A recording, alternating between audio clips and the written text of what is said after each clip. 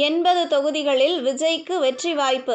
திருச்சியில் தாவேக டாப் போட்டுடைத்த ரகசிய சர்வே. நிஜம் என்ன?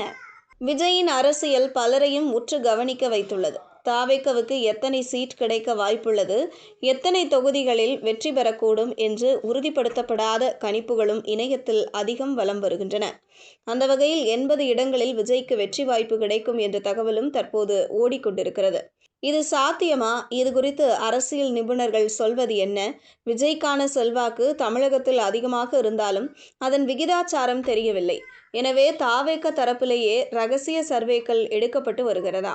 சமீபத்தில் எடுக்கப்பட்ட ஒரு சர்வேயில் விஜய்க்கு 40% மக்களிடம் ஆதரவு இருப்பதாகவும் தெரிய வந்துள்ளதா? அந்த சர்வேயின்படி வரக்கூடிய தேர்தலில் எந்த கூட்டணிக்கும் மெஜாரிட்டி கிடைக்காது. தாவேகவுக்கு 80 தொகுதிகளில் வெற்றி வாய்ப்பு கிடைக்கலாம்.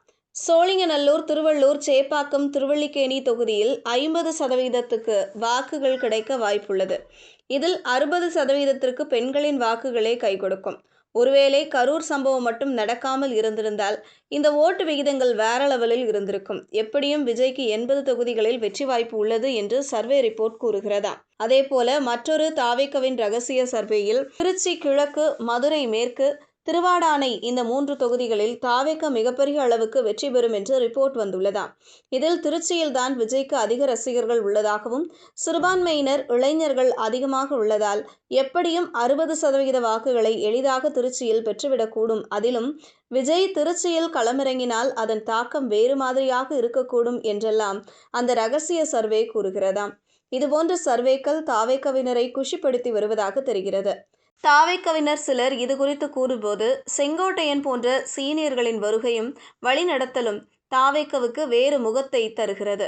பிரச்சாரத்துக்கு முன்பே 80 தொகுதிகள் என்றால் பிரச்சாரத்தை துவங்கினால் இந்த எண்ணிக்கை மாறும். எந்த கூட்டணி கட்சியுடனும் கூட்டணி அமைக்காமலேயே தாவேகவின் வளர்ச்சி இப்படி உள்ளது பிரமிக்கத்தக்கதாக உள்ளபோது, இன்னும் வலுவான தேசிய அல்லது மாநில கட்சியுடன் கூட்டணி அமைந்தால் அதன் தாக்கம் வேறு மாதிரியாக இருக்கும். விஜயின் செல்வாக்கு, பெண்கள், இளைஞர்களின் ஆதரவு, திமுக எதிர்ப்பு போன்றவையே தாவேகவுக்கு பலமாக உள்ளது என்று பூரித்து சொல்கிறார்கள் தாவேகவினர். ஆனால் ரகசிய சர்வேக்களில் வெளிவந்துள்ளதுபடி உண்மையிலேயே விஜய்க்கு 80 தொகுதிகளில் வெற்றி வாய்ப்பு சாத்தியமா என்ற சந்தேகம் அரசியல் களத்தில் எழுந்துள்ளது. இது குறித்து அரசியல் விமர்சகர்கள் சொல்லும்போது, விஜய்க்கு 80 தொகுதிகள் என்பது வாய்ப்பே கிடையாது. ஓரளவு ஆட்டத்தை கலைப்பார், வாக்குகளை சிதைப்பார்.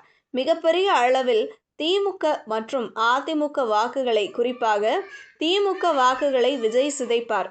ஒரு சீட்டை ஜெயிக்க வேண்டுமானாலும் அது கடினமான பணி என்பதை விவரம் அறிந்தவர்கள் அறிவார்கள்.